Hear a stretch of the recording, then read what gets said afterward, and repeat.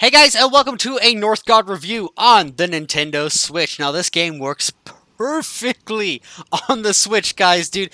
This is your OG RTS game. You're gonna love it. The real-time strateginess is amazing. It will remind you of your old Age of Empires type games and your Warcraft and things like that with a entirely different feel to it, and especially since you're focusing it on a kind of Viking type of storyline, and the RTS comes in where you actually have to manage your resources and build buildings and manage your people, your population, and everything so that you kind of grow at the right pace. You can't like do one thing more than the other. You have to pace your things out. You're going to need to start out with your 4 villagers out of 6. You're going to need to build houses to, well, ideally you want to only build one house so that you can get more villagers. And the higher your happiness, the quicker new villagers are recruited to your village. And if you have 0 happiness or minus happiness, nobody's coming to your village and everyone works a lot slower. It's like really demoralizing.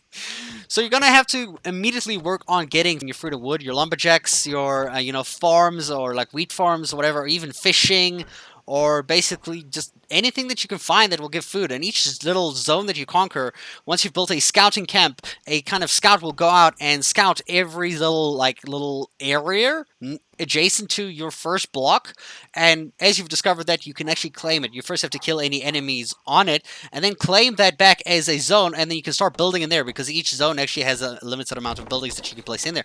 So you have to be very careful of what you decide to build and how quickly you decide to expand, because there is also the thing of there being a winter. There's actually winter in this game where you need to stock up on food and wood, because in winter you use food and wood a lot quicker and you generate them a lot slower. So you kind of just have to make sure you've got a lot to survive the winter and keep the happiness up, because if the happiness drops, oh my god, dude, you're going to be stuck with like a lack of villagers, and you want to expand and you can't because you got to get everything up, and you have to then just reassign people all over the place. It's a nightmare.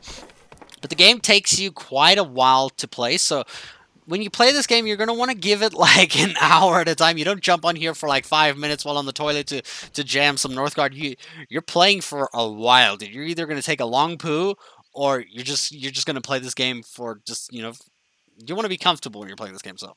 And you can play it very, very easily. Like, it seems like you have really difficult controls, but on the Nintendo Switch, it's just so natural. It's kind of weird, I gotta say. Like, it's a very weird, natural feeling about playing this game. And the story mode has 11 chapters. I'm actually still playing through it myself, and you can actually complete that in an extreme difficulty later on, where it really tests your resilience on like how apt you are for building your stuff and like racing to get everything right. And obviously, as any RTS game, there is a multiplayer or even a skirmish. There's actually a single player skirmish mode. We can play as different types of clans, and they have like different types of progress things. I'm not entirely sure how the clans things work just yet, but in multiplayer you can actually play online in skirmishes against other players, so you can actually play this on a very competitive front, which is scary, because RTS games in competitive are scary, especially if you're up against an opponent who is demonically good at something like this and had a lot more experience.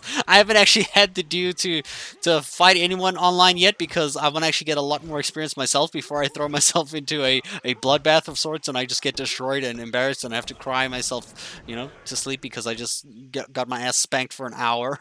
So, yeah, you're just going to want to just build out your zones and try and get your resources going up as quick as possible. You kind of will end up doing a lot of assigning people to jobs and unassigning them when you don't need them, so to kind of manage the population you have so that they're always doing something beneficial to your village and your growth. And that's basically how the game is in its entirety, and you just expand across the map and just conquer the world.